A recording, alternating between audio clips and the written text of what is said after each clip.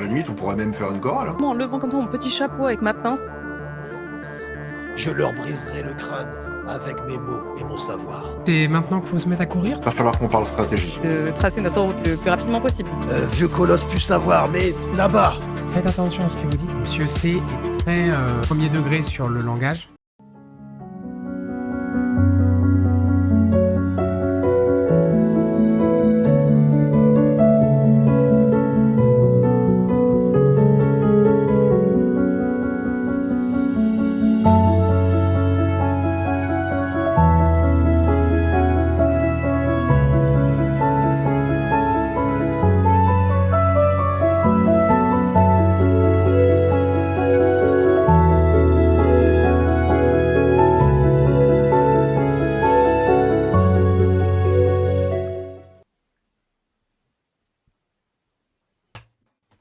Quelle production, t'as vu? C'est tous les subgifts. Ah ouais, Tous les subgifts. Tous les subgifts, ils partent dans la prod.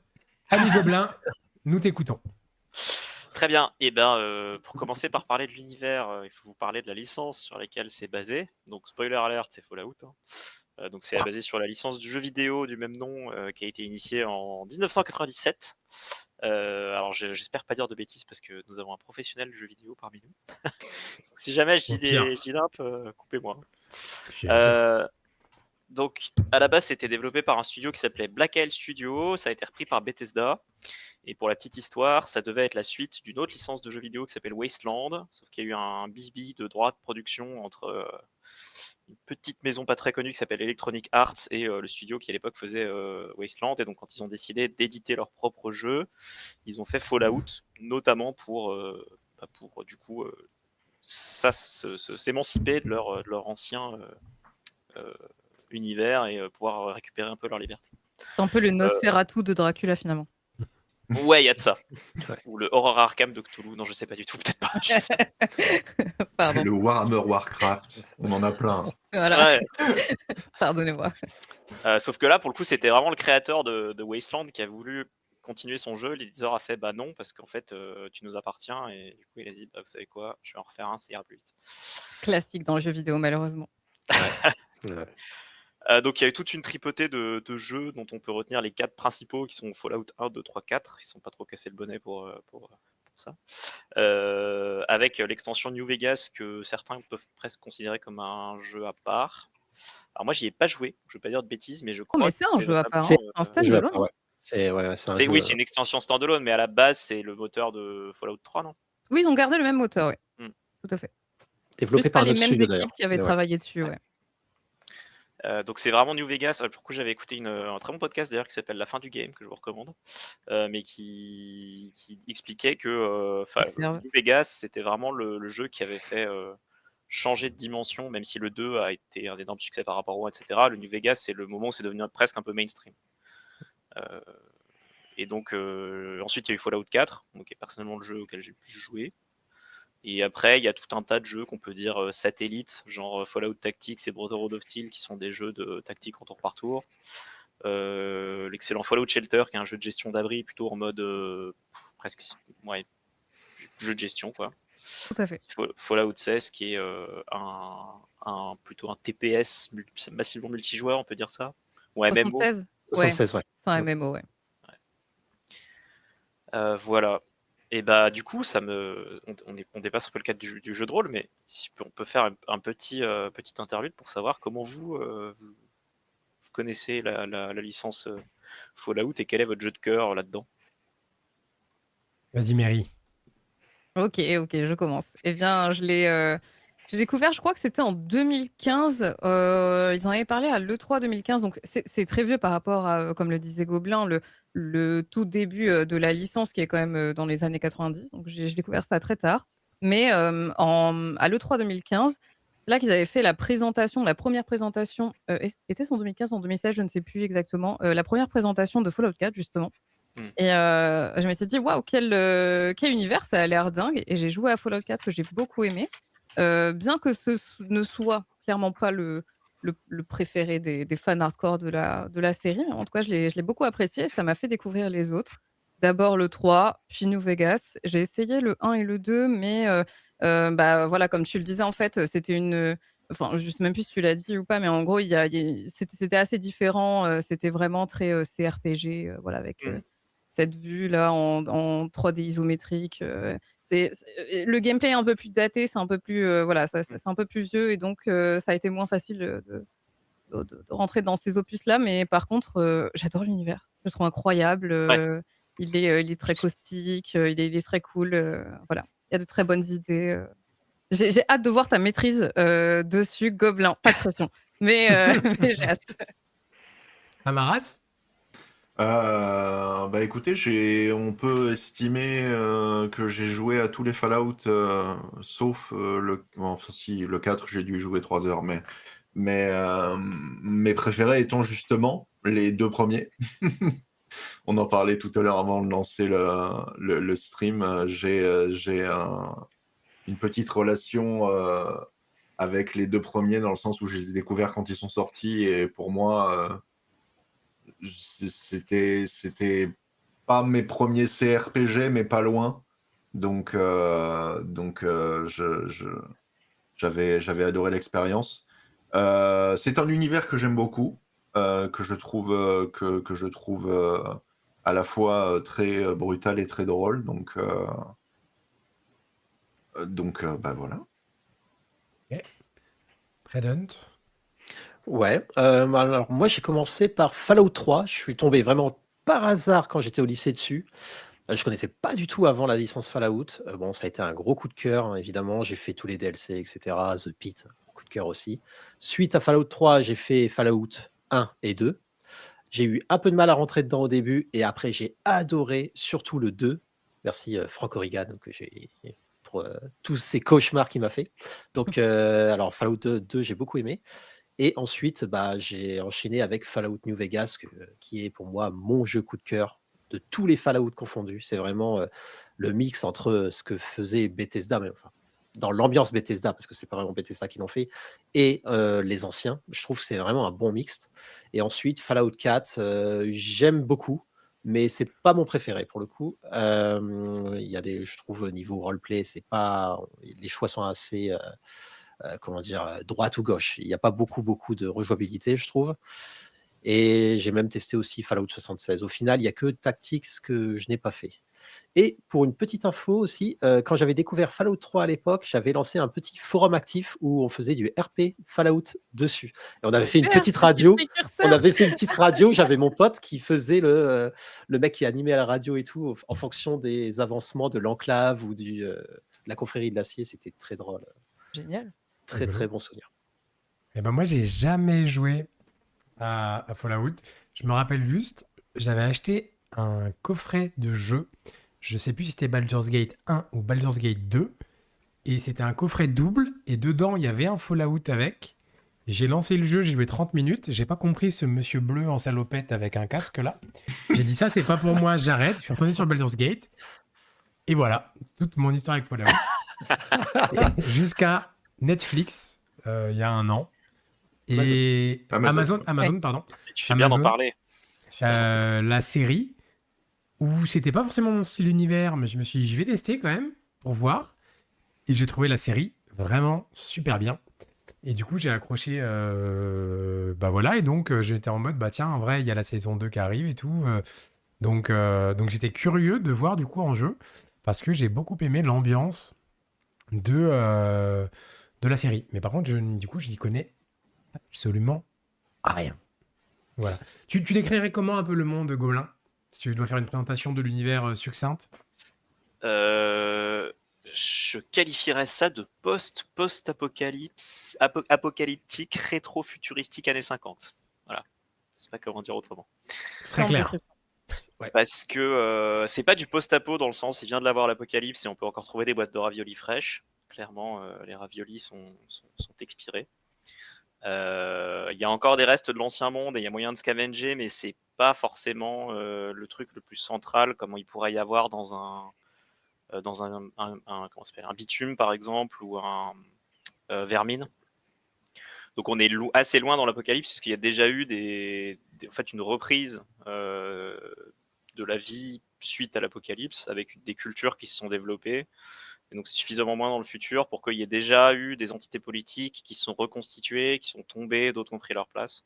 Donc c'est vraiment du post-apo sur le temps long. Et en ça, c'est assez différent de post-apo classique. Et d'ailleurs, il y a beaucoup de gens qui aiment le post-apo qui n'aiment pas Fallout à cause de ça. Ils considèrent que c'est autre chose. D'accord. L'autre truc, c'est le côté rétro-futuriste années 50 qui est le trait de génie de Fallout et qui, je crois, si je dis pas de bêtises, est là présent dès le début. Parce qu'en fait, de dire, plutôt que de faire un post-apo qui part toujours de notre année, enfin de notre époque, et qui du coup périme assez vite, eux, leur génie, c'est de dire on va faire une uchronie où en fait la bombe a pété dans les années, dans une espèce de version futuriste des années 50-60, avec une esthétique très très années 50-60. Donc, vous voyez un frigo Smeg et des appareils, des ustensiles de cuisine KitchenAid, il y a ça partout. Les Je peux pas Jetsons. dire autrement.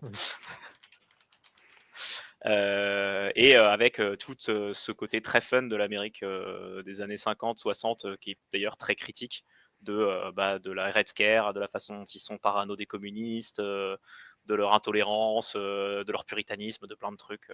C'est assez sévère sur la société américaine. Voilà. Très bien. Est-ce que tu veux passer à la présentation du jeu et du système? Est-ce Ouais, que tu veux nous rajouter des allez. petites choses? Eh ben, petit jingle.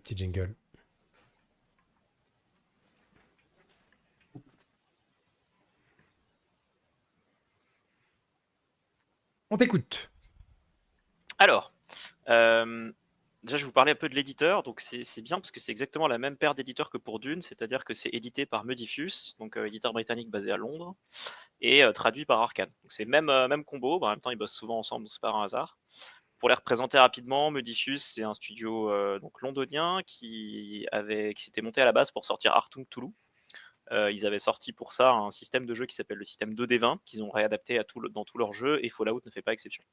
Donc ce qui est cool, c'est que c'est un système de jeu qui est suffisamment modulaire pour permettre quand même des petites adaptations à la marge pour coller aux univers, et tu retrouves quand même un peu tes marques quand tu as joué à un de leurs jeux.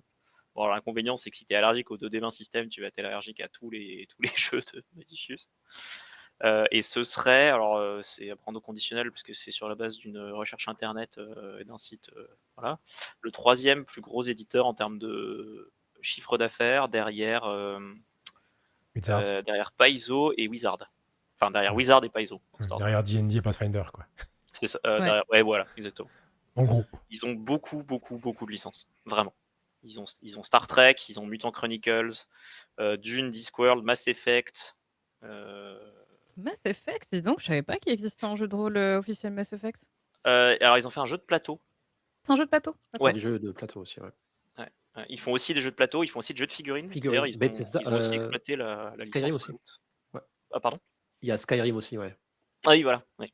Tout à fait. Oui. Je savais pas. Donc ouais, ils ont quand même fait des bons gros jeux. Et puis donc du coup le traducteur, donc c'est Arkane Asylum. Donc c'est un gros éditeur français qui est basé à Nice. Ils ont des jeux qui sont des créations originales. Ils font beaucoup de traductions. Un de leurs fondateurs, en fait, c'est un ancien de la bibliothèque interdite, donc, qui a un peu l'habitude de traduire des bouquins en anglais du Royaume-Uni vers la France, quoi.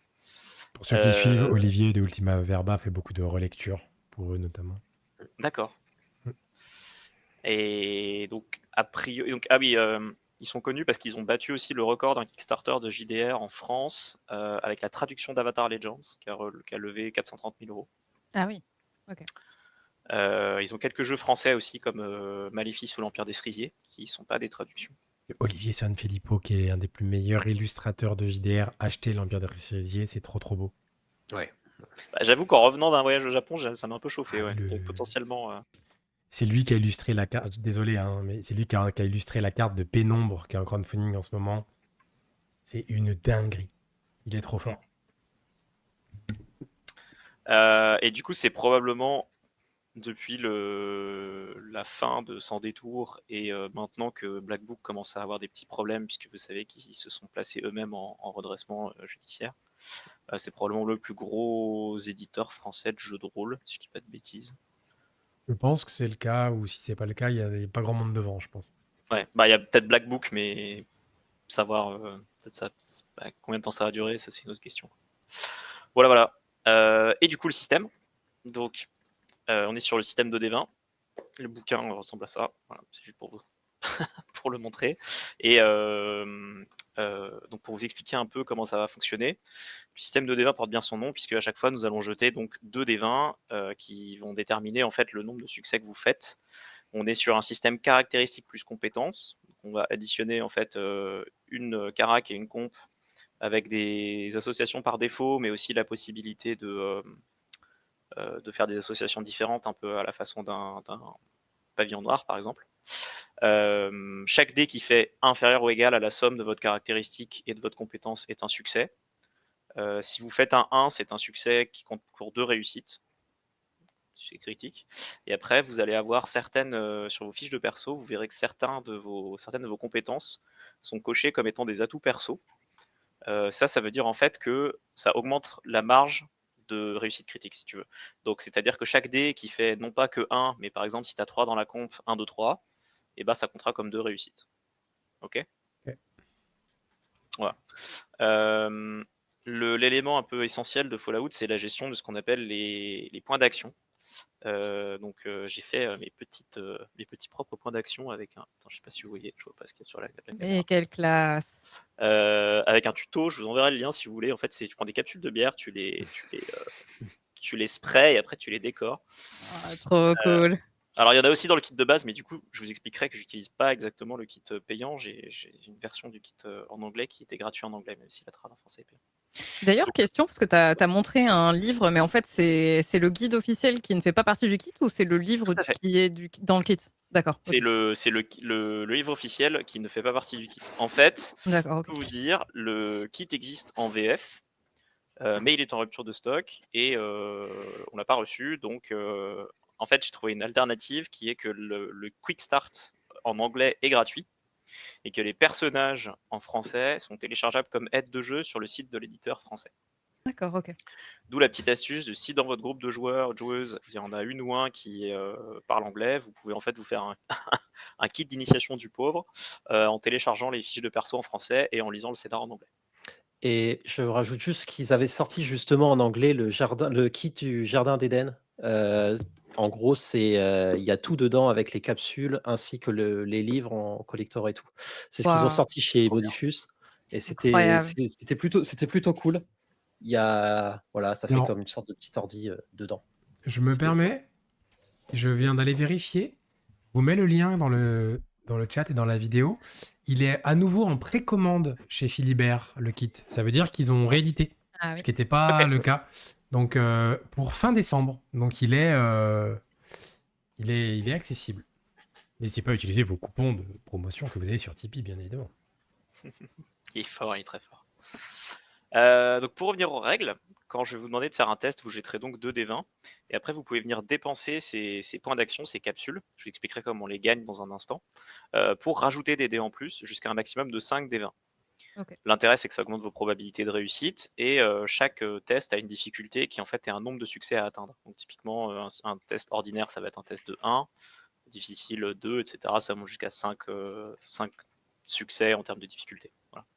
Ok. Vous pouvez aussi dépenser les points d'action pour tout un tas de choses. Donc certaines vont vous permettre d'avoir une action en plus, une action mineure en plus pour 1 point, une action majeure en plus pour 2 points dans un combat. Et c'est une ressource de groupe. Donc vous avez un pool de points que vous allez générer en groupe et que vous allez prendre en groupe. Donc, Ok, d'accord. voilà. Typiquement, vous ne pouvez pas les utiliser dans les actions de joueur contre joueur. Dernière chose à dire, c'est aussi un truc que vous allez pouvoir dépenser pour améliorer vos résultats en combat, donc, notamment pour faire plus de dégâts, soit au corps à corps, dans la limite de jusqu'à 2 dés supplémentaires pour 2 points d'action. Non, de 3 dés, pardon, pour 3 points d'action. Soit à distance, et ça je trouve ça assez fun, vous pouvez dépenser autant de points que la cadence de tir de votre arme. Et chaque point que vous dépensez va vous permettre de rajouter 1 dé de dégâts, mais va vous compter une munition en plus. Et comme on est Ok. dans un JDR post-apo où les munitions sont quand même assez précieuses, vous voyez qu'il y a toujours un peu la question de est-ce qu'on dépense des points ou pas. Question des scandiles, ça marche sur tous les PNJ, les tokens, y compris les boss. Oui, ça marche sur tous les... Absolument. Tu peux dépenser les points comme bon te semble. La seule différence, c'est que le MJ peut également gagner des points. Donc soit quand vous faites un 20 par exemple, ce qui est une complication, je peux soit vous faire une complication, soit prendre des points. Et aussi, une des façons pour vous de générer des points quand vous n'en avez pas, c'est de m'en donner. Donc, par exemple, là, vous avez besoin d'un gros succès. Vous allez dépenser 3 points alors que vous en aviez 1. Là, ça va me générer 2 points de mon côté que après je pourrais dépenser typiquement pour booster les jets de mes PNJ. Je vous réexpliquerai comment tout ça se passe. On verra quand on fera les premiers jets, les premiers combats. Il faut quand même dire que c'est un système qui est assez basé combat. La plupart des règles partent là-dessus. Le kit de démarrage en a une bonne partie aussi, même si je vais essayer de délaguer un peu pour pas qu'on fasse que jeter des dés. Donc voilà, si vous êtes un peu allergique au combat, c'est pas forcément le système le plus fun pour faire de l'interaction sociale. Tu fais la remarque en voyant la répartition de comp. Ouais, bah oui. C'était assez orienté, Quand effectivement. t'as 6 compétences d'armes au combat, tu comprends que ça va être. Est-ce que Ok. vous avez des questions sur vos fiches ou Ça va. Ah, Pour dernier moi. truc que j'ai pas expliqué, pardon. Les points de chance. Vous avez une caractéristique de chance, donc les caracs, elles suivent, vous savez, les caracs du jeu vidéo en fait, hein, donc avec le spécial qui marche en anglais mais qui marche pas en français. Oui. Et en gros, la chance, ça va être une ressource plus rare que les points d'action, mais qui est un peu plus puissante puisqu'elle va vous permettre de relancer des jets. D'interrompre un tour en agissant à l'initiative max, c'est-à-dire vous avancez votre initiative, vous jouez tout de suite. Et aussi une compétence un peu pétée, ce qui fait que vous pouvez faire des persos vraiment orientés chance. C'est qu'en fait, avant de faire un jet, vous pouvez dépenser un point de chance pour dire, en fait, je vais prendre mon attribut chance au lieu de l'attribut de base. En gros, vous comptez sur Ok, votre bol d'accord. pour succéder potentiellement Là, on est à moins une fort, mais ça remplace, quoi. voilà, à un truc où vous êtes nul. C'est un peu. C'est Il n'y a marrant, pas ça. ça dans L5R avec le vide? Non. Ça Ok. rajoute des dés, le vide. Ok. Et tu peux pas roll sous ton anneau de vide Non. ça, ok. À moins qu'ils aient fait ça dans la V5, que je ne maîtrise pas. Non, moi, je pas lu Mais, ça. mais sinon, non. Ok. Et ben, donc je vais pas m'embêter pour l'introduction. Je vais partir du principe que vous Il y a un connaissez. jingle, tu le sais. Ah, il y a un jingle. Il y a le Toujours un jingle de la partie. C'est Alors, important. avant qu'on passe à la partie, est-ce que vous avez des questions sur le système? Même dans le chat. Hein. Mais tu nous guideras un peu quand même en jeu? Ouais, bien sûr. Ok, cool. Est-ce que le nombre d'actions dépend des caracs comme dans la V1 et la V2 du jeu? Non, pas à ma connaissance. Il y a juste un effet sur la défense en fonction de votre dex, si je dis pas de bêtises. Mais par contre, tu peux dépenser des points d'action pour avoir des actions supplémentaires. Ok. Voilà. Très bien. Et bah, petite jingle, et puis on se retrouve pour la partie. C'est parti. Allez.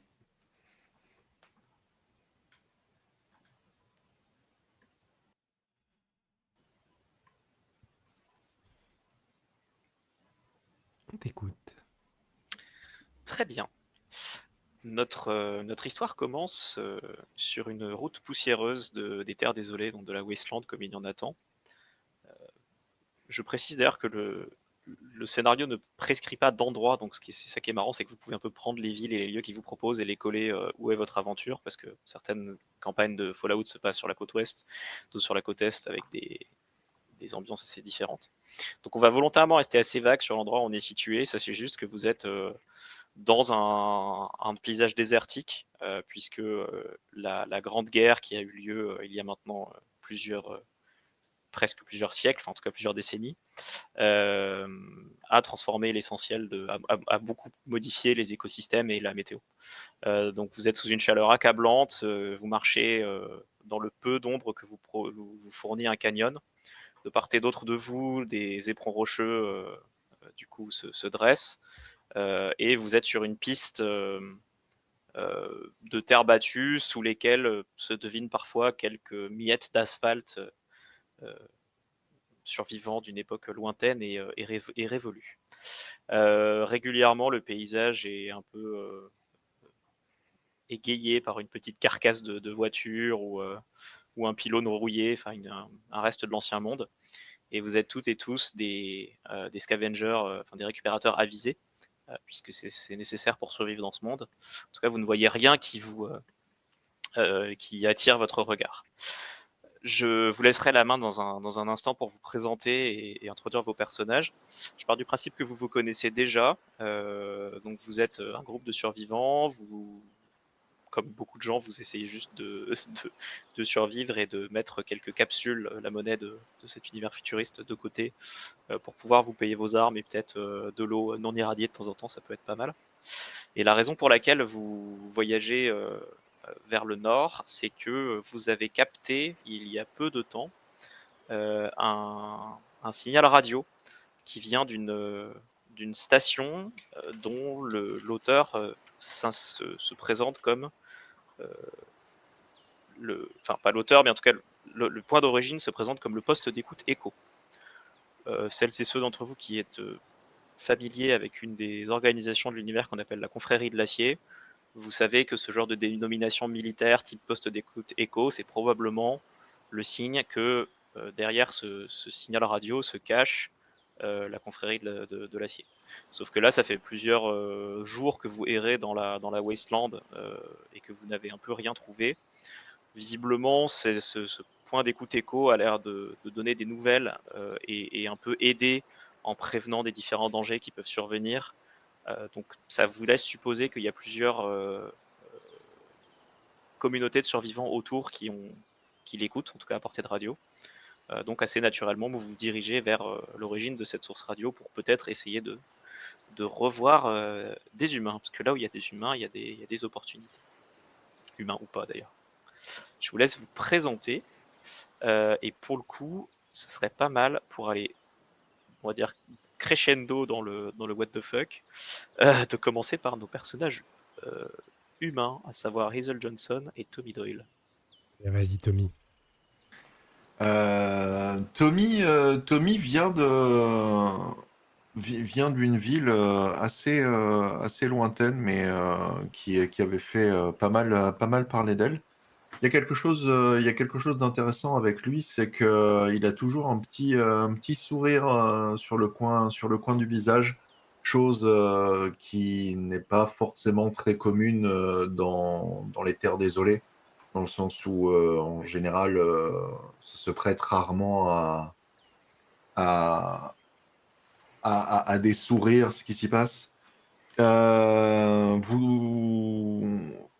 Si vous avez passé plusieurs jours avec lui, vous avez vu qu'il il est toujours, il a toujours une petite parole pour désamorcer des situations tendues. Il vous propose souvent de jouer vos capsules. Il vous propose souvent des paris, des petits paris à droite, à gauche, pour tout et pour rien. Ça peut être agaçant,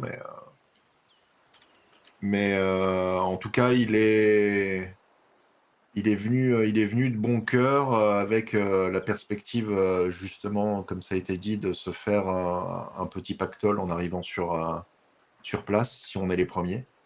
Le groupe est assez hétéroclite, mais ça le dérange pas du tout. Il n'a pas d'a priori, donc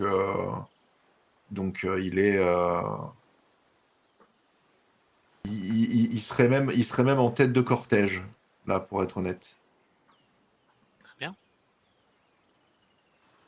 Hazel, c'est une jeune femme d'une vingtaine d'années, afro-américaine, assez grande, qui a justement une coupe afro qui est tenue par un petit bandeau sur le front. Elle est assez grande, elle a pas, elle est assez fine, ni très musclée, ni beaucoup de forme ou autre. Elle a une sorte de pantalon, un jean un peu ample, un peu trop grand pour elle, euh, et une sorte de t-shirt qui est pareil, un peu trop court, où on voit qu'elle a plutôt au niveau du ventre quasiment la peau sur les os. C'est pas quelqu'un de physiquement très imposant. Elle a un visage assez passe-partout, légèrement androgyne. On remarque juste qu'au niveau du cou, de la joue, elle a un vitiligo qui fait qu'une fois qu'on l'a croisée, on se rappelle assez bien d'elle.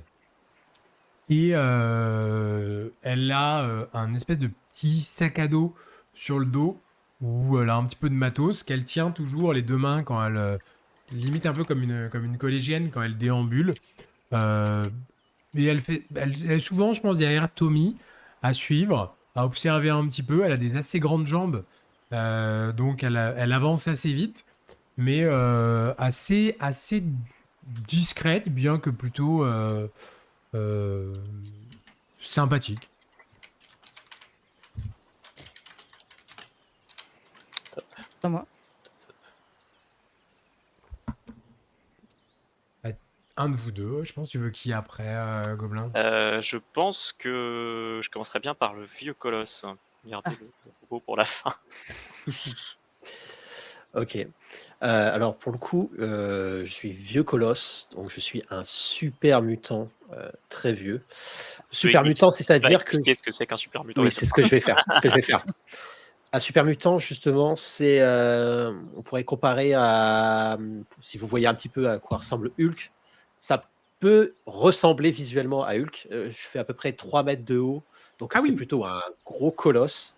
Il faut m'imaginer aussi avec quelques plaques d'armure, mais c'est vraiment des armures, des morceaux de récupération de ferraille qui ont été posés par-ci, par-là. On peut m'imaginer aussi avec un petit collier autour du cou, quelques capsules aussi récupérées, des capsules qui semblent d'ailleurs disparaître au fur et à mesure à cause d'un magouilleur, Tommy, qui, à chaque pause que l'on fait, j'en ai une de moins autour de moi. Donc, je suis quelqu'un de très impressionnant qui peut faire peur à première vue, mais quelque chose dénote face aux autres super mutants que l'on croise dans les terres désolées. J'ai des lunettes dont une un peu avec un verre un peu brisé. Les lunettes qui ne vont d'ailleurs pas vraiment, ils sont un peu de travers. Je tente toujours de les remettre droit. Et il faut savoir que les armes que j'évite de les sortir parce que depuis un moment, je me suis un peu lassé des combats et j'ai trouvé quelque chose d'intéressant chez les humains. Ils parlent mieux que les mutants. Parce que oui, les mutants, normalement, n'arrivent pas à aligner 3 mots. Enfin, ils ont du mal à parler. Lui, par contre, ce vieux colosse, il arrive à parler. Pourquoi? Tout simplement parce qu'il a récupéré des vieux textes, des vieux livres, et vous le voyez toujours, je suis toujours en train de le lire à l'arrière du groupe. Vous me voyez toujours avec des feuilles et puis des livres en train de bouquiner et de vous suivre. On sait d'où ça vient dans le lore, les mutants? Oui, c'est un virus. Je ne sais pas si tu veux en parler, Vas-y. MJ. Donc oui, c'était un virus créé à cause du maître, donc dans Fallout 1. Donc c'est quand même assez vieux, quoi. Ok. C'est un peu un mélange entre des orques et un Hulk, quoi. C'est C'est ça. Un orc et Hulk. un staple méchant dans l'univers. Donc vous m'entendez souvent râler quand je comprends pas les mots que je lis. Je suis encore en phase d'apprentissage. Je pense que je t'aide un peu. Et enfin, Marvin. Ou plutôt M4-RV1N, numéro de série, mais vous pouvez m'appeler Marvin. Je suis un Mr. Andy, un robot ménager. Un modèle assez récent parmi les Mr. Andy sortis sur le marché. Je ressemble basiquement à une grosse pieuvre de métal avec quatre bras, 4 grands bras. Au bout desquels j'ai divers objets, voilà, utilitaires. Et je salue toujours justement en levant comme ça mon petit chapeau avec ma pince. Voilà, petit chapeau qui tient sur mon crâne par la force du scénarium, voilà. Voilà, je suis tout de métal vêtu et un peu cabossé. Vous pouvez voir quand même que comme je le démontrais, je grince un peu, je couine des fois. Vous voyez que je suis un peu cabossé, peut-être un peu rafistolée. Voilà. Je ne suis pas de première fraîcheur non plus. Voilà. Parfait. Les Mr. Andy qui sont à la base des robots ménagers manufacturés par une entreprise de l'ancien monde qui s'appelait Robco. C'est General Atomics, je crois que c'est Robco. Robco, je crois. Et ils ont bien fait leur travail parce qu'il y en a encore 2-3 qui fonctionnent encore. Très bien. Alors que vous êtes sur la route et que du coup le vent balaye le canyon, vous entendez un bruit comme un vrombissement qui s'approche de vous. Et je vais vous demander du coup le premier test de la partie, à savoir un petit test de science plus perception, s'il vous plaît. Donc d'habitude, science, c'est avec intelligence. Mais là, je vais vous demander plus perception, parce que l'idée, c'est d'essayer de déterminer l'origine de ce bruit. 0. Donc vous me donnez un nombre de succès. N'oubliez pas, chaque 1 fait 2 succès. Les 20, c'est les complications, il faut me le dire aussi. Et si vous faites des... si la science fait partie de vos atouts perso, chaque dé qui fera en dessous de la compétence vous donnera 2 succès. 2, j'ai eu un critique. Parfait, donc on a 2 succès pour Red, enfin pour Vieux Colosse, pardon. Un succès pour moi, mais il est critique. Donc 2 du coup. Pour Marvin aussi. Et 0. 0. Ok, très cool. Donc c'était un test de difficulté 1, ce qui fait que Marvin et Vieux Colosse, vous réussissez. Et vu que vous faites tous les deux un succès excédentaire, je vous donne 2 capsules pour aller dans votre pool de joueurs. Ça veut dire qu'à partir de maintenant, vous avez 2 points d'action que vous pouvez utiliser pour gagner des dés en plus ou pour avoir des dégâts supplémentaires, comme je vous l'expliquais. Du coup, Vieux Colosse, toi, tu te rappelles avoir lu un bouquin là-dessus, probablement écouter peut-être un enregistrement sur une vieille bande magnétique.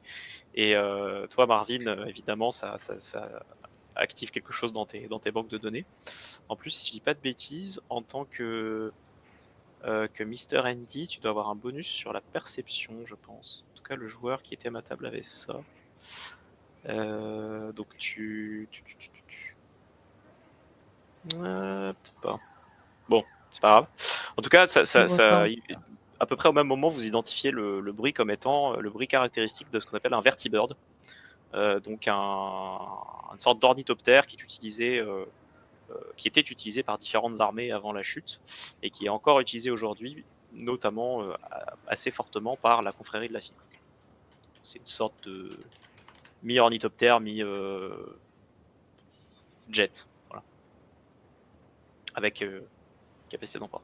Donc vous cherchez un peu des yeux mécaniquement, enfin même machinalement, et vous finissez par voir une traînée effectivement de condensation.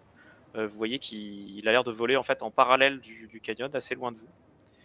Et vous le suivez du regard encore un moment. Il va vers le nord, visiblement dans la même direction que le signal radio que vous suivez.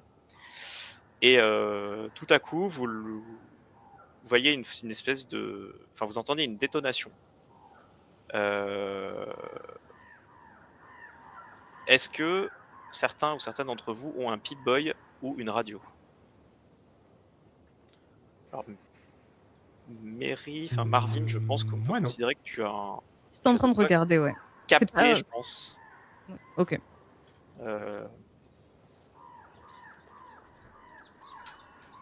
Pas de mon côté, non. Ok. Non.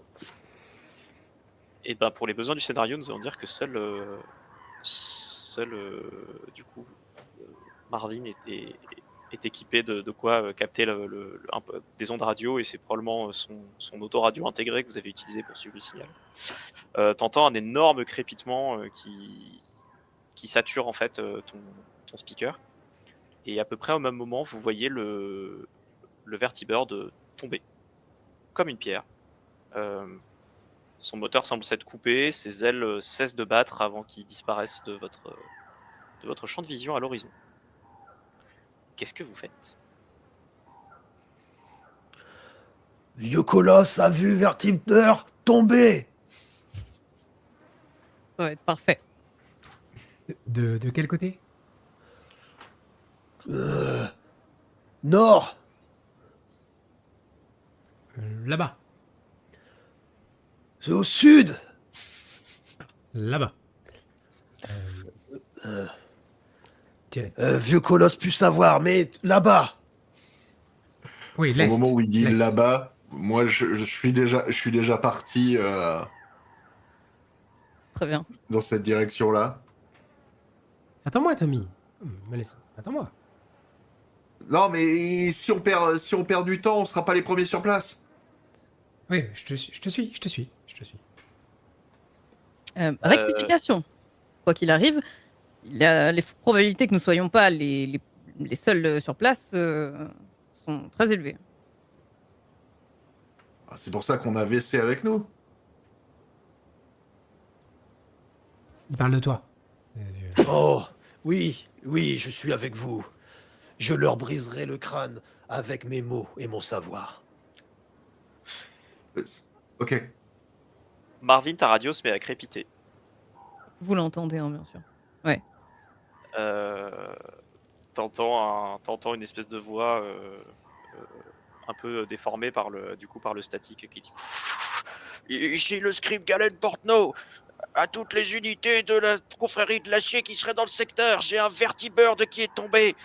Je n'ai pas les coordonnées exactes, mais dirigez-vous vers le point d'écoute Echo. Je, je ne sais pas quoi faire. À toutes les unités de la... Est-ce qu'ici y a quelqu'un qui écoute? S'il vous plaît, venez m'aider, je suis tout seul, je peux pas me déplacer. Je me tourne vers mes camarades. Doit-on répondre à ce message? Oui, active les canaux. Alors, je vais être extrêmement mesquin, mais On ne peut pas. tu peux recevoir... Ah, ok. T'as une radio, tu peux capter les ondes radio, mais tu n'as pas... Alors, rectification. Je vais plutôt vous dire, mes systèmes internes ne me permettent pas pour l'heure de pouvoir répondre à ce message. Aussi, je nous suggère de tracer notre route le plus rapidement possible. Tu voudrais pas que à l'occasion, que je te bidouille un peu? J'ai un petit mouvement de recul. Négatif. J'ai des manuels pour. Oui, mais je crois qu'il veut pas. Bon, c'est maintenant qu'il faut se mettre à courir, c'est ça? Allez, allez! Ouais, ça veut dire oui. Bah, je me mets à courir. Ok. Activation des propulseurs. Donc effectivement, le Mister Andy, il est vraiment sur une torchère de flamme, hein, faut imaginer.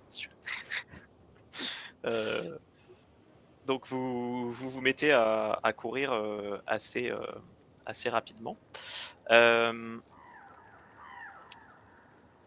Est-ce que vous finissez par voir déjà un panache de fumée qui vient d'assez loin au nord? Et plus près, vous distinguez une construction avec visiblement une antenne radio sur un promontoire rocheux qui est entre vous et le panache de fumée, qui on va dire est plutôt sur une crête à nord-nord-est, là où le panache de fumée vient du nord.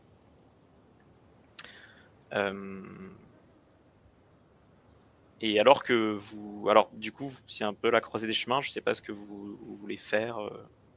Est-ce que vous dirigez, enfin, où est-ce que vous souhaitez aller à la lueur de ces informations? En direction de la fumée, non? Ok. Parce que nous, attends, juste si je récapitule, il parlait du point. En fait, on est d'accord, on se dirigeait vers le point d'écoute à la base. À la base, ouais. Il a dit aux gens de le rejoindre là-bas, mais nous, on se dirige vers la carcasse Ouais, du tout à vaisseau, fait. c'est ça, hein? Ouais. Ok. Donc on change notre course, quoi, techniquement. Ça fait. Ça me va. Vous êtes à peu près.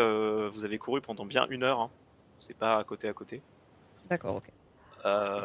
Et pour le coup, pendant l'intermède, tu n'as plus entendu la radio du tout. C'est-à-dire que le point écho est resté silencieux.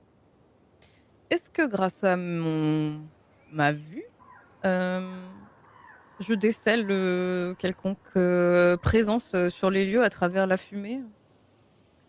Est-ce qu'on est assez près pour ça? C'est trop loin pour ça. C'est-à-dire que tu vois même pas l'origine de la fumée, elle se perd Ouais, d'accord, ça à remonte l'horizon. encore dans. Ok, ok.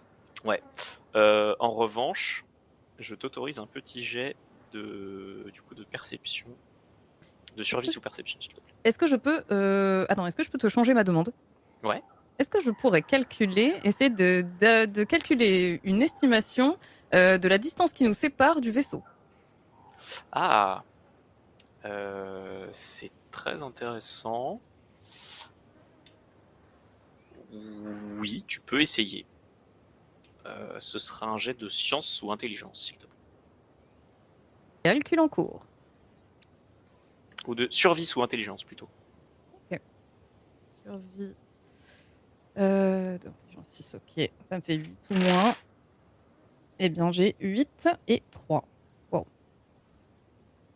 Donc, 3 succès. Ok. Tu estimes que tu fais 3 succès. Ah, c'est beaucoup. Tu estimes avec précision, pour le coup. Alors, c'était un test difficile, donc c'est difficulté 2. Je vais quand même vous rajouter un petit point d'action pour du coup le succès excédentaire.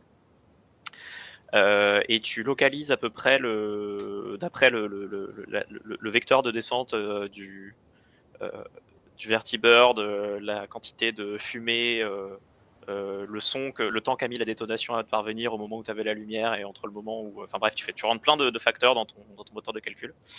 Et tu penses que c'est à environ un peu moins d'une journée de marche. Vous me voyez, il y a un temps pendant lequel je ne réponds plus, je ne fais que flotter comme ça dans les airs de manière un peu géostationnaire. Et puis je reviens à moi. Extermination. Je veux dire. Le vaisseau est à un petit peu moins de... Combien une journée, c'est ça? Ouais, un peu moins d'une journée de marche. Un peu moins d'une journée de marche. Devrions-nous suivre cette trace ou peut-être devrions-nous plutôt nous diriger au point d'écoute? Le point d'écoute est à combien de temps? Le point d'écoute, tu penses qu'il est à une petite heure? Ah bah oui, Calcul en cours. Une petite heure.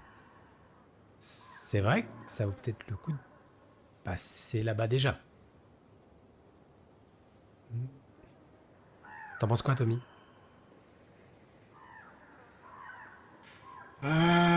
Si vous pensez que c'est la meilleure chose à faire, on sera pas les premiers sur place pour récupérer du matériel, mais qui sait, il y a peut-être quelque chose d'intéressant dans ces stations d'écoute. En espérant qu'on n'y trouve pas un vieux crouton qui peut pas se déplacer et qui nous parle en énigme.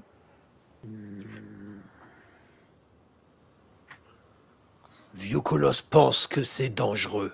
Vieux Colosse pense que aller chercher et sauver une personne de la confrérie lui permettrait d'être accepté par la confrérie et pas être tué par la confrérie. Oh, tu veux les rejoindre? Ah non, non, non, non, non, Vieux Colosse n'est pas aimé par la confrérie. C'est pour ça que Vieux Colosse espère que vous leur disiez que Vieux Colosse est très, très intelligent. C'est vrai que la confrérie de l'acier, pour faire un petit topo univers, c'est une société paramilitaire qui essaie de rétablir un État. Ils sont structurés en plusieurs chapitres et ils ont une espèce de code de conduite et de système d'ascension sociale basé sur la chevalerie. Eux-mêmes s'appellent les chevaliers de l'acier, parfois.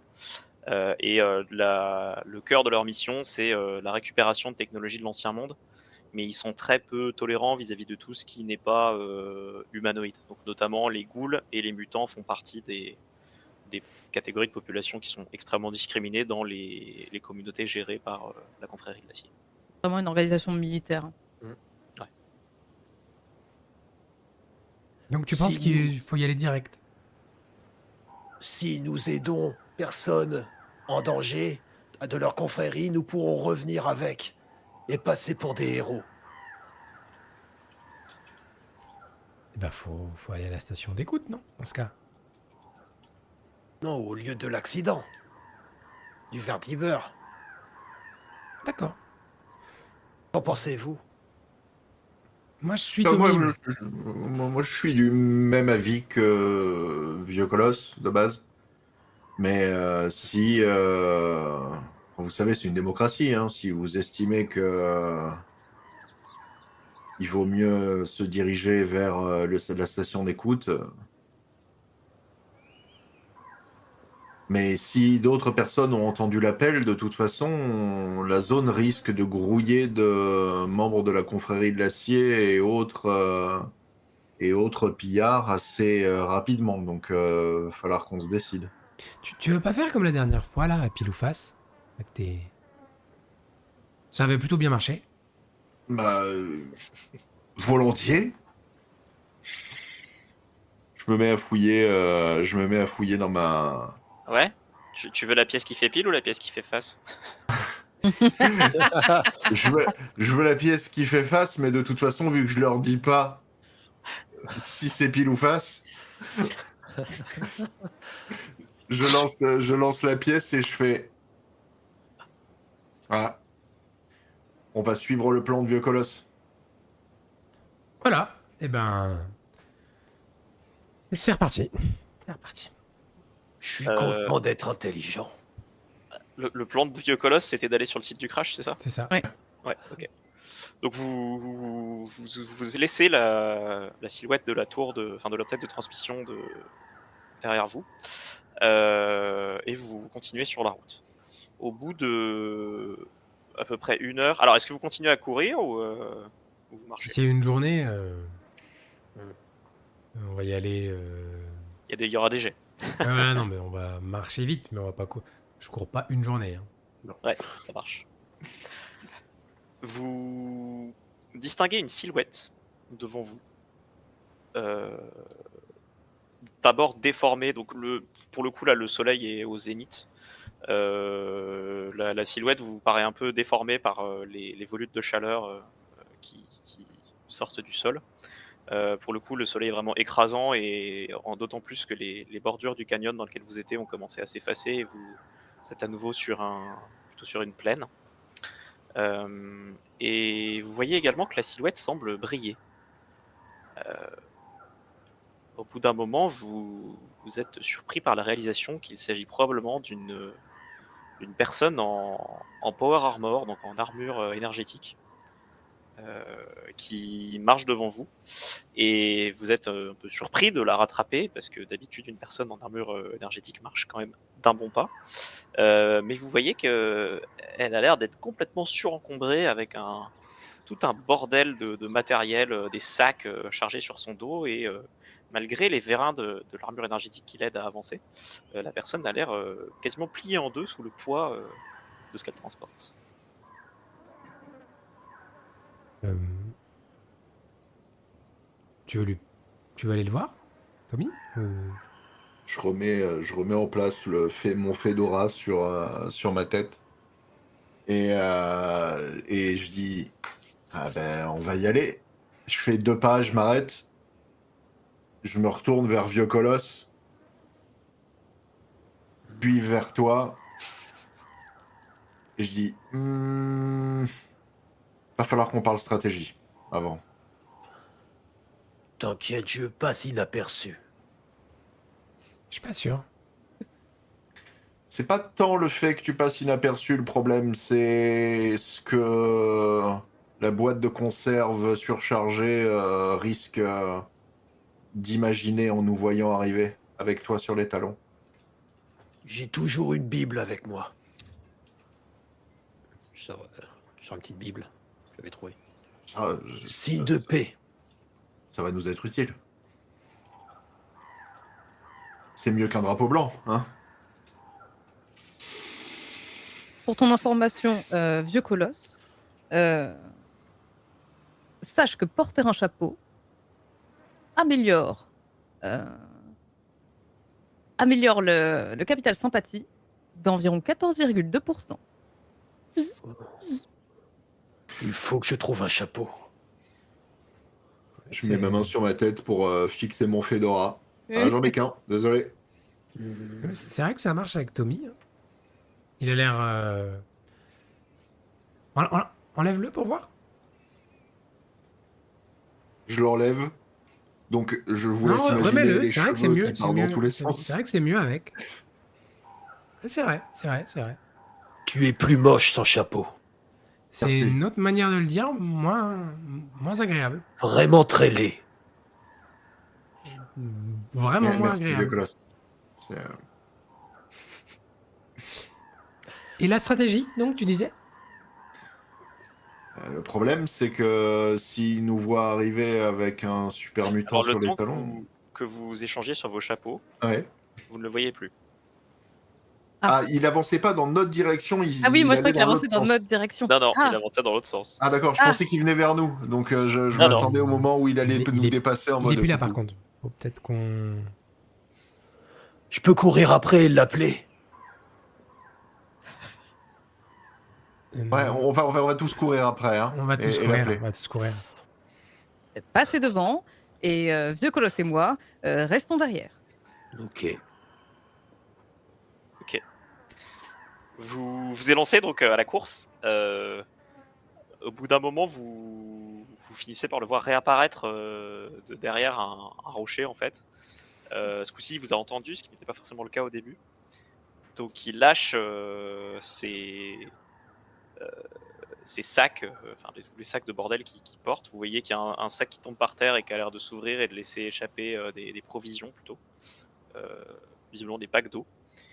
Et vous le voyez qui instantanément porte la main à la ceinture, décroche un pistolet laser et le braque dans votre direction approximative. Oh, l'ami. On venait juste savoir si vous étiez à bord du vertiptère qui est tombé. T'as une voix Si vous avez extrêmement besoin d'aide. impressionnante qui s'échappe du coup des speakers de l'armure assistée. Je sursaute quand j'entends les graves dans sa voix. Ouais, toujours avec, tu sais, cette voix comme il y a dans la série très impressionnante, hein, forcément. Donc t'entends une voix qui fait Halt, ne vous approchez pas plus que ça. Non. Qui êtes-vous? Moi, je suis joyeux. Moi, je Qui sont vos m'appelle compagnons? Identifiez-vous. Hazel. Hazel Johnson. Et vous êtes? C'est moi qui pose les questions ici. C'est long comme nom. Je suis le scribe Galen Portno. Ah, c'est vous qui avez parlé dans la radio? Vous avez entendu mon signal? C'est pour ça qu'on est là. On Ah, a. Je veux vous aider. Dans ce cas, vous tombez bien parce que... Et il appuie sur un bouton, son casque s'ouvre, révélant le visage tanné et les cheveux blancs d'un homme de 70 ans environ. Ok. Qui vous dit « Parce que j'avais vraiment besoin d'aide !» J'imagine, vu que je l'ai entendu, j'imagine que Vieux Colosse, il est arrivé derrière nous en plus à ce moment-là. Probablement. Alors tu constates que il a pas l'air de tiquer sur l'arrivée de Vieux Colosse. Et je vais vous demander un test, s'il vous plaît, de médecine sous intelligence. Est-ce que vous souhaitez dépenser des... Oh, vous n'avez pas forcément besoin, je dirai pas plus tard. Alors, je suis censé être fort, mais j'ai fait échec critique. J'ai fait 2 réussites. J'ai fait un 1, qui est considéré comme une réussite critique, non? Ouais. Oui, Oui, ça fait. oui. Donc on a 2 réussites pour Marvin et Tommy. 2 aussi pour moi, du coup. 1 en critique. Ok, bon alors ça rajoute 3 points. Donc je précise que il y a une limite quand même au nombre de points que vous pouvez avoir. Qui je crois est de 6. Faudrait que je relise les règles, on va se faire engueuler encore. Je crois que c'est ça. Je crois en que c'est effet. ça. Je crois que c'est ça. Et d'ailleurs je commence moi-même avec autant de points Enfin 2 points par joueur, donc je commence avec 8 points je crois. Non, 1 point par joueur. 2 ça me paraît excessif. Je commence avec 4 points aussi de mon côté pour booster mes persos. Là, on en a 5, c'est ça dans notre Là vous en cerveau. avez 6. Et on peut en avoir full. jusqu'à 6. Exactement. Ouais. Donc pour les personnes qui ont réussi, à savoir Marvin, Tommy et Vieux Colosse, vous constatez que le vieil homme a les yeux d'un blanc laiteux. Il a l'air de souffrir d'une double cataracte assez prononcée. Vous distinguez d'ailleurs qu'il a l'air probablement pointer un pistolet laser dans votre direction très très approximative et vous pensez qu'il n'est pas forcément extrêmement dangereux. Vous pensez aussi que l'armure l'aide un peu à y voir et qu'en fait quand il ouvre son casque il a probablement moins. Donc il a probablement pas encore capté que la personne un peu baraquée derrière est un super mutant. Très bien. Je prends l'épaule d'Hazel et je me déplace très lentement sur la gauche au moment où je me rends compte qu'il y voit rien, mais histoire qu'on sorte de la ligne de tir du pistolet laser. Alors vous n'êtes pas vraiment dedans, étant donné qu'il pointe à côté. Mais il finit par baisser son arme. Il la garde en main quand même. Il dit écoutez, qui êtes-vous d'abord? Qu'est-ce que vous faites dans la région? On a entendu un appel qui venait d'une station à proximité, donc on s'est dit qu'on allait proposer notre aide. C'est assez... Ah, Ah, vous tombez bien.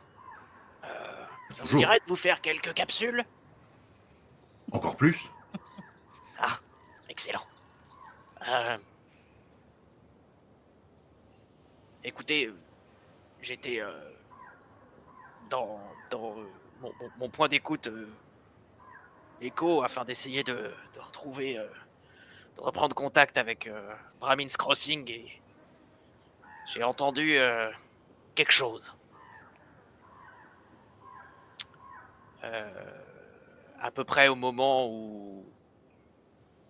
moment, le Vertibird qui était dans la zone et qui m'avait communiqué pour me dire qu'il rentrait dans l'espace aérien a commencé à envoyer un signal de détresse. J'ai entendu des Mayday, juste avant qu'il... Je pense qu'il se crache. J'ai tenté d'envoyer, de demander de l'aide, mais je pense qu'il va falloir plusieurs jours avant que la confrérie de l'acier envoie du support. Ah, heureusement qu'on est là. Précisément. Si vous êtes prêt à rendre service à la confrérie, je dispose d'un petit pécule que je peux utiliser pour récompenser les mercenaires dans ce genre de cas. Est-ce que c'est un modèle de Mr. Andy que vous avez là? En pleine forme. Regardez bien. Je m'approche du coup. Et je me présente en soulevant mon petit chapeau. Incroyable. Il a l'air en parfait état. Comment tu es à propos des... parce que je vais pas t'interrompre du coup. Comment tu es à propos des jets de perception? Est-ce que je peux voir si lorsqu'il propose son aide, il a des tics faciaux ou quelque chose comme ça qui pourrait trahir un certain état d'esprit? Ouais.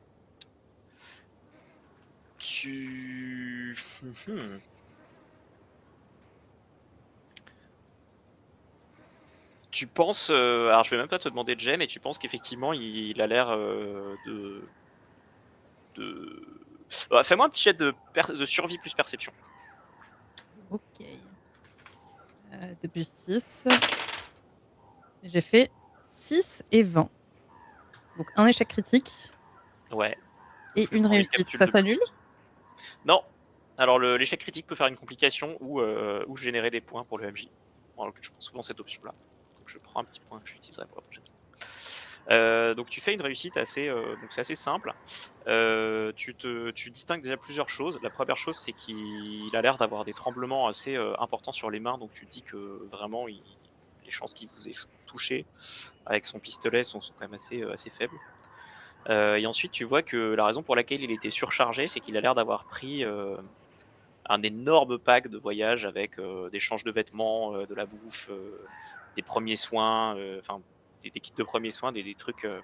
Et toi, ça te surprend un peu parce que pour toi, quelqu'un qui s'y connaît un peu, qui voyage dans la Wasteland, ne se chargerait pas autant. C'est un coup à s'épuiser en une journée et à devoir laisser la moitié de son stuff derrière ou s'effondrer. Donc je pense que c'est quelqu'un qui a pas l'air d'avoir vraiment l'habitude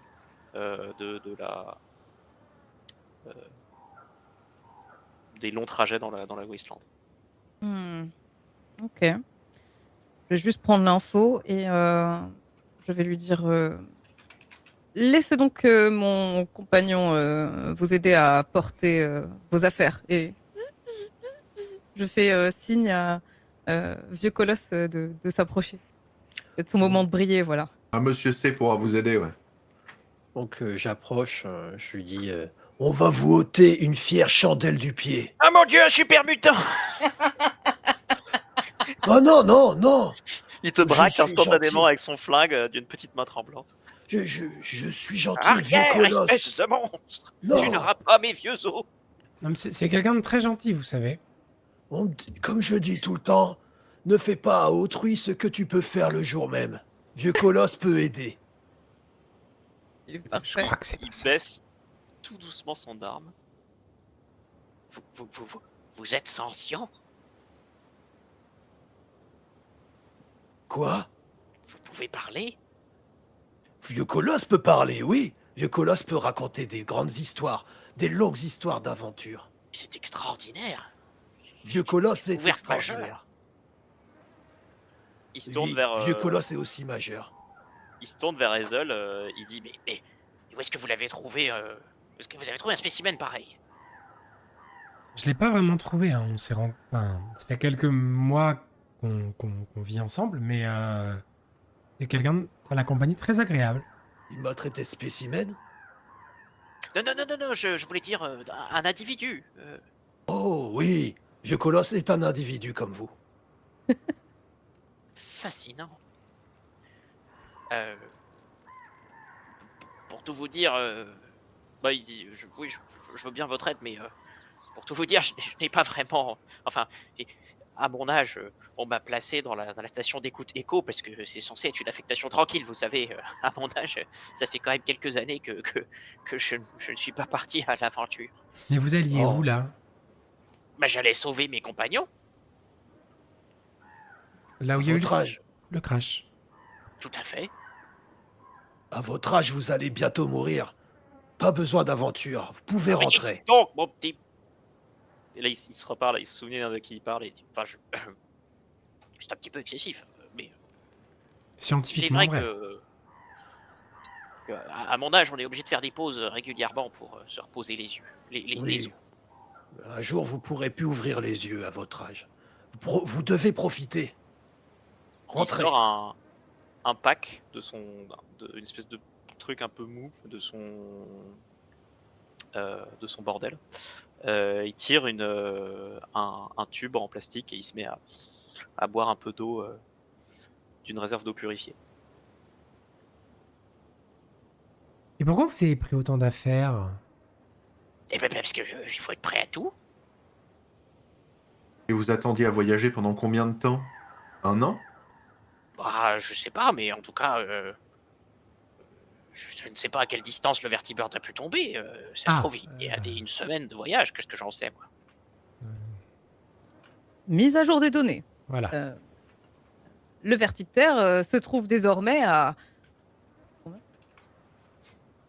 Combien exactement de là où nous sommes? Genre à 23h. Non, c'est une journée À de marche, donc soit 23h c'est plutôt et 47 minutes. 8 heures, tu vois. Très bien. Ah oui, très bien, ok. Il regarde la fumée, il te regarde son pactage, il regarde la fumée, il regarde son pactage. Oui, bon peut-être que ça vaut mieux que vous y alliez. Écoutez, je peux vous proposer 25 capsules par personne. Oh, je suis sûr que vous pouvez faire mieux que ça quand même. Ça peut être dangereux. Qui sait sur ce qu'on pourrait croiser sur la route? Fais-moi un jet de discours plus charisme, s'il te plaît. Mais bien sûr. Est-ce que tu souhaites dépenser des points, parce que vous en avez 6? Allez. Donc J'en chaque point dépense que tu dépenses te rajoute un dé, donc ça te fait 3 dés du coup.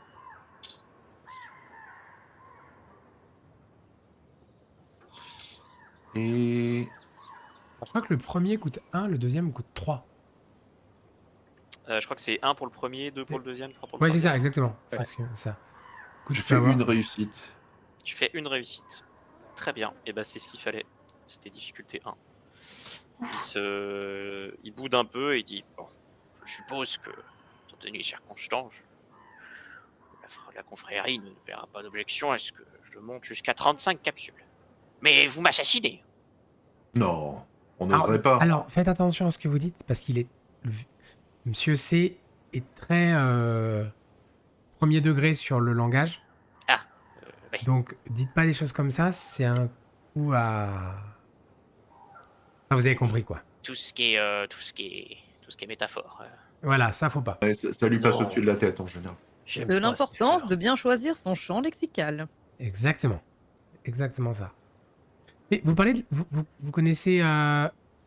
Vous connaissez des gens de la confrérie qui sont dans le coin? Bah, il y a moi déjà, et puis il y avait effectivement ce vertibird, ce vertiptère qui devait faire un passage à ma demande, à vrai dire, parce que ça fait quelques jours que Ah. j'ai perdu le contact avec Avec certains Vramine? des... oui, avec certains des villages, effectivement, autour. Ils faisaient du repérage pour vous. Je leur avais demandé d'aller voir ce qui se passait, oui. Et vous avez pas eu de rapport encore. Ils devaient vous le faire en personne. Ils m'ont dit qu'ils allaient enquêter sur une... Enfin, qu'ils avaient... La dernière transmission que j'ai eue d'eux, c'était pour me dire qu'ils avaient vu du mouvement au sol.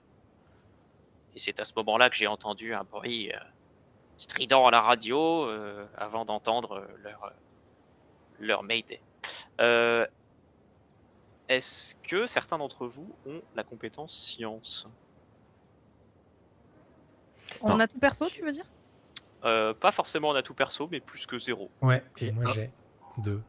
Pareil. Et bah tous ceux qui ont science, vous pouvez faire un petit jet de science si vous voulez. Sous quoi? Oui, bon. Sous Loupé. intelligence.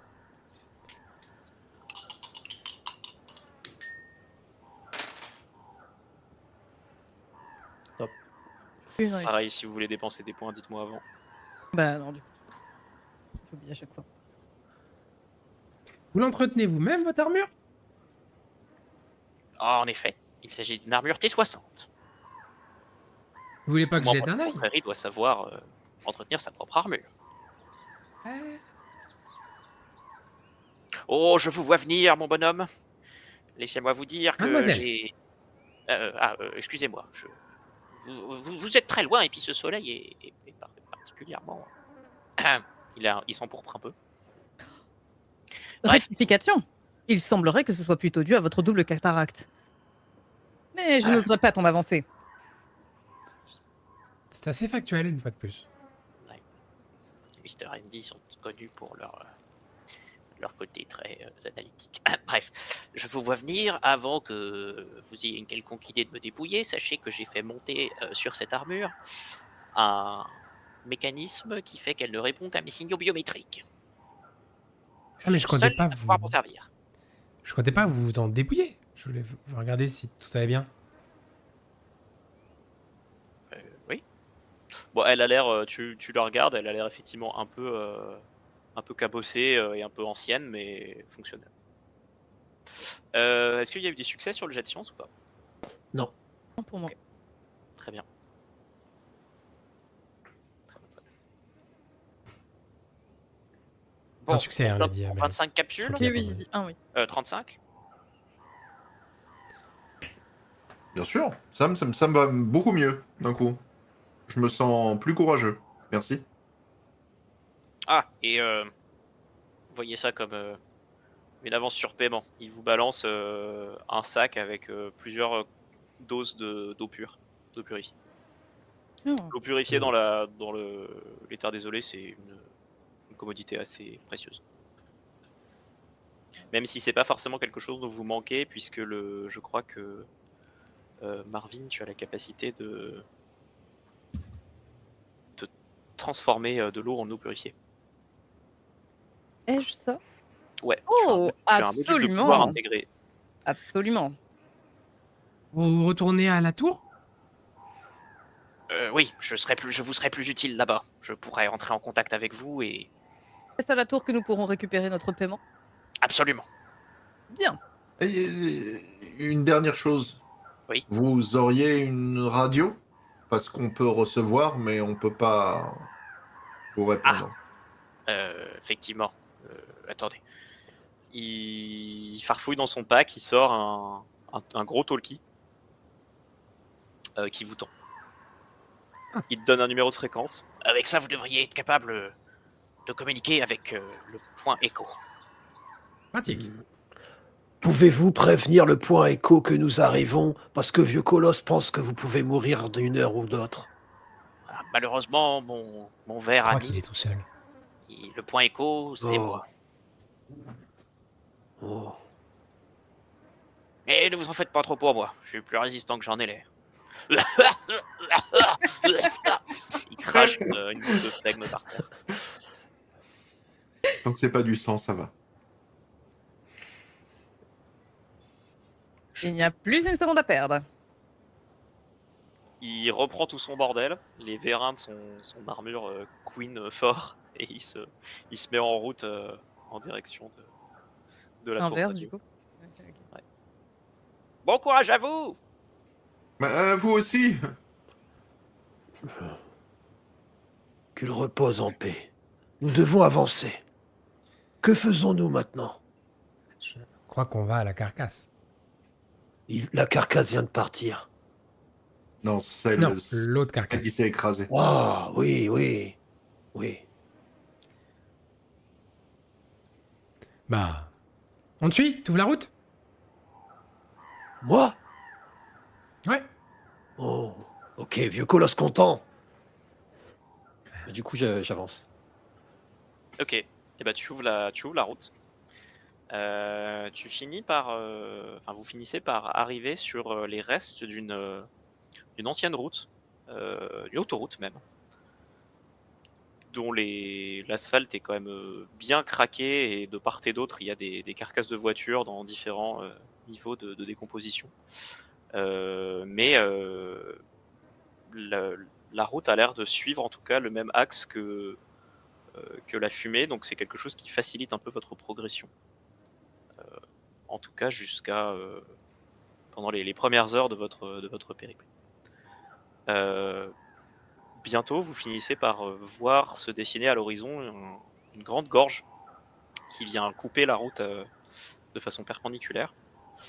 Et devant vous également s'élèvent les piliers, les soubassements de ce qui devait être dans l'ancien monde un pont.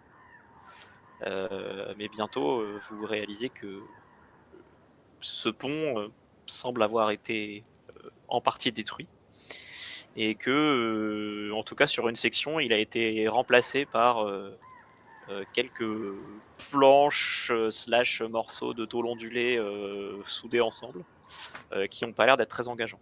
De l'autre côté du pont, vous distinguez une petite cabane de briques et de broc, visiblement faite avec des morceaux rassemblés. Il y a quelqu'un, vous pensez, là-dedans?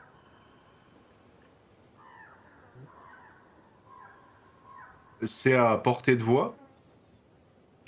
De l'autre côté de la gorge, ouais. En gros, pour se donner de la largeur du pont, c'est deux voies. C'est pas un truc non plus énorme. Il y a des... Il doit faire près 500 mètres, en criant très très fort. Peut-être que tu peux être entendu de l'autre côté. Le problème, c'est que tu seras pas entendu que de l'autre côté, quoi. Ouais. Ouais. J'avais dans l'idée qu'on pouvait essayer d'appeler pour voir si quelqu'un allait sortir, mais de toute façon, même si quelqu'un sort, à quoi ça va nous avancer? Mais vous pensez que je regarde les énormes pieds de vieux colosse? Vous pensez que la tôle supporterait ta magnificence?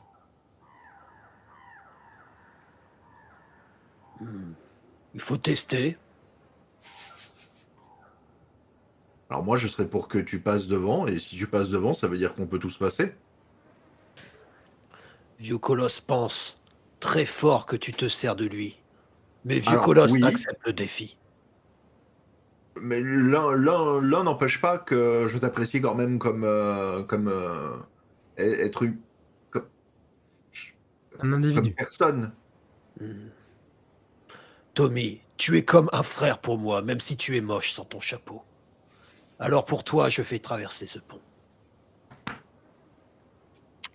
Bravo. Quel bel esprit d'abnégation.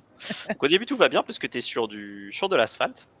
Et puis tu finis par arriver à l'endroit où le pont s'est effondré entre deux piliers et a été remplacé par ce que tu distingues être une planche, deux morceaux de tôle ondulée soudés ensemble, Tu veux pas que je jette un visiblement œil une avant? planche de surf et ce qui semble être un comptoir de table.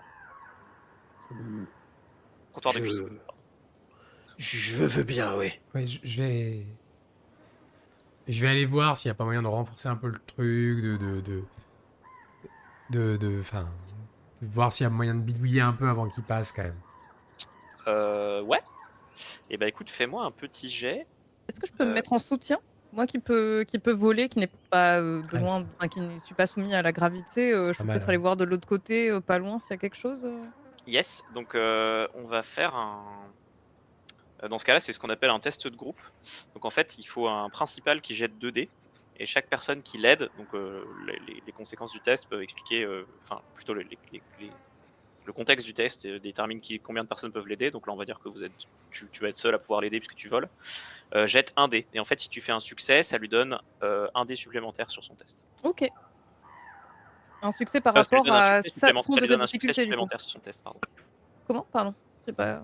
Je dis, lui lance 2 dés, comme d'hab. Toi, tu lances que 1 dé. Et par contre, si tu fais un succès, ça lui apporte un succès supplémentaire. Mais le succès, c'est selon son DD. Ouais. Ok. Non, c'est selon le tien. Mais par contre, si Ah, lui ok. ne fait aucun succès, t'as beau l'aider, même si toi tu fais un succès, ça lui apporte pas de succès. En gros, Ok, ça lui d'accord. apporte de succès supplémentaires que dans la mesure où lui en a déjà fait un. Ok, très bien. Voilà. Un dé, c'est parti. Donc ce sera un jet du coup plutôt de Réparation. Réparation, ouais. Ma difficulté est réduite de 1 sur tous les jets de réparation, vu que j'ai Ok. l'aptitude multi-outils. Ok. Ah, génial. Donc on était sur un test difficile, difficulté 2, qui est ramené à 1 du coup. Bah, moi, je fais 2 déjà. D'accord. Et on va faire 3, j'y crois. Un échec. Et on fait 2. Ok. Donc tu génères un point, vous êtes à nouveau full stuff. Grâce à l'intervention du robot qui effectivement peut flotter dans les airs, t'arrives à. Alors bon, c'est un peu une extrapolation parce qu'en vrai, il faut quand même que tu sois proche du sol, donc tu flottes pas complètement non plus. Mais on va dire que tu arrives à l'aider en te suspendant avec tes griffes, etc. Enfin, à lui donner accès à des emplacements où il n'aurait pas forcément accès de base. Tu arrives à renforcer la structure du pont, notamment parce que la planche de surf sur laquelle on était venu visser des tôles ondulées a l'air de montrer des petits signes de faiblesse. Tu manques pas de matériaux puisqu'autour de toi il y a quand même pas mal de carcasses de voitures, et au fur et à mesure que tu les lootes pour sortir de l'armature et renforcer un peu le pont, tu distingues que la plupart des voitures, si ce n'est l'ensemble d'entre elles, semblent avoir été fouillées relativement récemment au vu de la poussière qui les recouvre. Si jamais, je vous le dis, mais je crois que ça a été fouillé dans le... Regardez, il y a des marques là, là, là. C'est peut-être la personne qui habite de l'autre côté. S'il y a quelqu'un qui habite de l'autre côté. Effectivement, tu distingues qu'il y a quelques... Enfin, les composants de voiture, notamment les portières et les toitures, ont l'air de rentrer dans la composition de la structure de l'abri qui est en face. Oh, il vient d'arriver, quoi. Je sais pas si je me serais mis là, moi. Ou à la limite, j'aurais peut-être trouvé un moyen de rétracter le pont, histoire que personne passe derrière moi. Peut-être pourriez-vous le suggérer aux habitants si nous les rencontrons. S'ils sont assez malins pour nous écouter, oui, bien sûr. Je pense que tu peux y aller, Mister C. Je crois que ça, c'est solide maintenant, c'est bon. Oh, merci. Vieux colosse vous remercie. Mais vieux colosse retombe toujours sur ses 2 oreilles de toute façon. Et là, je passe, du coup. Ok. Donc, de base, tu aurais dû faire un test d'agilité plus athlétique uniquement si tu es un super mutant. Les humains n'ont pas besoin de faire de jet. Et vu que vous avez pris la précaution de renforcer le pont avant, tu traverses. Donc c'est quand même un peu... voilà, c'est pas forcément très agréable pour les nerfs parce que tu sens quand même la structure qui ploie sous ton poids, ça grince, ça fait... la planche de surf craque allègrement, mais assez rapidement, tu mets le pied de l'autre côté du pont. Les autres, que faites-vous? Oh, je suis, moi, du coup, une fois qu'il est passé. Ok. Je le suis, mais vous sentez que Tommy est pas spécialement à l'aise quand il passe par-dessus le vide. Et il se met à chantonner une chanson à boire de Diamond City. jusqu'à ce qu'il arrive à votre niveau, et une fois qu'il arrive à votre niveau, il retrouve son air, son air souriant habituel. Il récupère son masque. Ok. Un vertige? Quoi? Non, mais j'avais cette chanson bloquée dans la tête depuis 2 jours. Tu la connais? Non. Si tu passes à Diamond City, viens boire chez Betty. Enfin bref, je te l'apprendrai. Tu chantes très bien, Tommy. Je veux que tu m'apprennes. Ah, mais il n'y a pas de souci. À la limite, on pourrait même faire une chorale. Hein. C'est pas sûr, ça, c'est pas sûr. L'histoire que tu viens d'entendre n'est qu'un chapitre d'une longue épopée. Alors, pour ne pas manquer la suite, abonne-toi et pense à activer la cloche afin d'être prévenu lorsque la suite de la légende s'écrira. Je compte sur toi, merci d'avance.